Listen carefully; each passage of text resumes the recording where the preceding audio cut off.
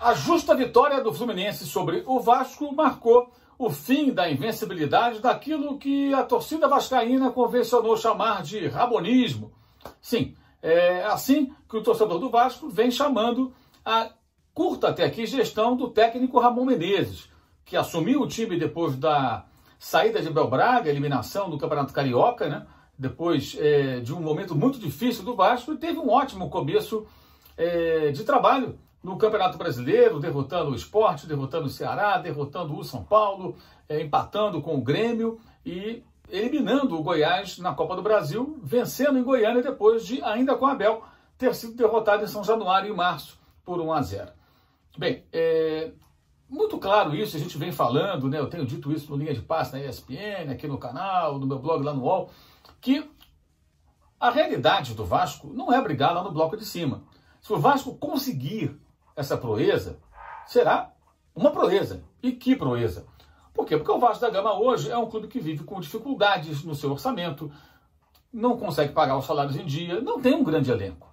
E num campeonato brasileiro, 38 rodadas, ainda mais no meio dessa situação toda da pandemia, o Vasco está em 3 competições, também disputa a Sul-Americana, que volta em outubro, essa é a previsão, e segue vivo na Copa do Brasil depois de ter passado, como eu disse, pelo Goiás. É muita coisa, é muito difícil manter esse pique. E o Vasco vinha com altíssimo índice de aproveitamento. As 32 finalizações, primeiras finalizações do Vasco, os jogos do Brasileirão, tiveram metade delas, metade dessas 32 finalizações foram no alvo, ou seja, 16. É muito difícil um time chutar 30 vezes no gol, 32 vezes no caso, e mandar metade delas, 16, na direção certa. E, consequentemente, um alto índice de aproveitamento nos gols. Por exemplo, contra o Ceará, o time chutou 4 vezes na direção certa, fez 3 gols. E durante boa parte do jogo tinha 2 gols com 2 finalizações. Então, esse ponto fora da curva proporcionou ao Vasco uma situação muito interessante, abrindo uma boa pontuação no começo do campeonato. Mas esse é um ponto fora da curva. É muito difícil manter o pique da remada sem um elenco bom bastante para isso, com um trabalho tão curto ainda do Ramon, que é um bom trabalho. Isso não é uma crítica ao técnico, longe disso. Mas apenas é necessário que o torcedor se empolgue, mas não se engane. Vibre, comemore, mas não se deixe iludir ou não se iluda com os resultados. Ah, mas o torcedor é assim mesmo? Bem, ele paga o preço. O papel do jornalista, do analista do futebol, é justamente apontar aquilo que ele julga mais próximo da realidade. E a realidade foi apresentada ao Vasco na tarde, noite, né? Já na noite desse sábado, pelo Fluminense. Fluminense que dos 10 jogos anteriores à vitória tricolor sobre o Vasco no Campeonato Carioca, não conseguiu bater esse rival. E agora consegue 2 vitórias seguidas. É verdade que o Vasco com desfalques, com garotos no jogo lá do Carioca, e agora completo, perdendo. Germancano, né? Germancano, eu disse outro dia, é um atacante com muitas características que lembra o Hernani Brocador. Hernani Brocador, de 2013, do Flamengo, artilheiro do Brasil naquele ano, campeão da Copa do Brasil, e fazendo gols extremamente importantes naquela campanha, em outros jogos também, Brasileirão e tudo mais, Campeonato Carioca, né? Botou Marcelo Moreno no banco, não dava chance do boliviano jogar, porque todo jogo que entrava e fazia gols, jogava bem. Qual era a qualidade do Hernani Brocador? Ou a qualidade dele era destacada nos tempos em que ele vinha tão bem vestindo a camisa do rival do Vasco. Era justamente a capacidade de definir jogadas com um só toque. Automaticamente é um jogador eficiente, mas de pouca participação. Ele não desenvolve as jogadas, não participa do jogo, ele fica ali para empurrar a bola para dentro do gol. Eficiente, mas no futebol de hoje isso não costuma ser o bastante. Quando as coisas vão bem, o cara vai lá, confere 1 ou 2 vezes, como contra o São Paulo, 2 chutes, 2 gols, excelente, maravilhoso. Mas quando as coisas não funcionam e você precisa de uma participação maior, você percebe essa deficiência. O Cano, dessa vez, teve uma chance no primeiro tempo, sua única finalização, um escanteio, ele resvalou na bola e o goleiro Marco Felipe defendeu.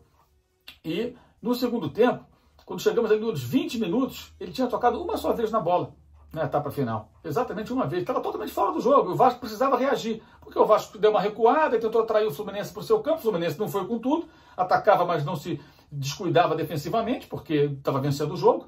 E esse cenário de estar atrás do placar foi uma novidade no ramonismo. O Vasco não havia, com o Ramon, ficado em desvantagem no placar. E dessa vez ficou, e aí as coisas ficaram mais difíceis, evidentemente.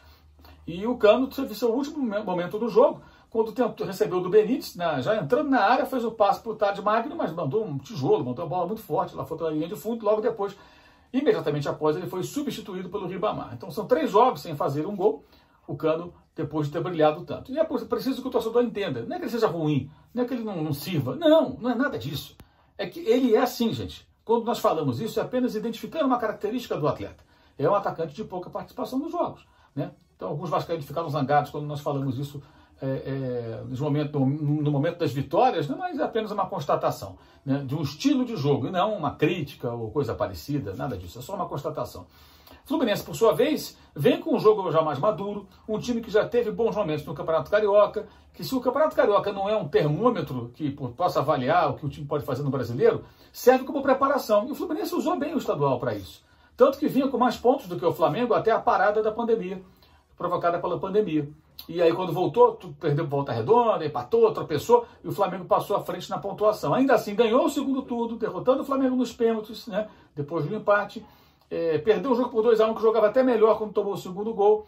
Endureceu os jogos com o Flamengo, mostrou um bom futebol. Então o Fluminense já tem um jogo mais maduro com o Odair Helma, já vem no trabalho mais consistente. E um ponto bem interessante no trabalho do Odair. Ele, que no Internacional era muito criticado por recuar o time em determinados momentos, quando estava em vantagem, quando jogava fora de casa no mata-mata. O Fluminense não tem feito isso, não.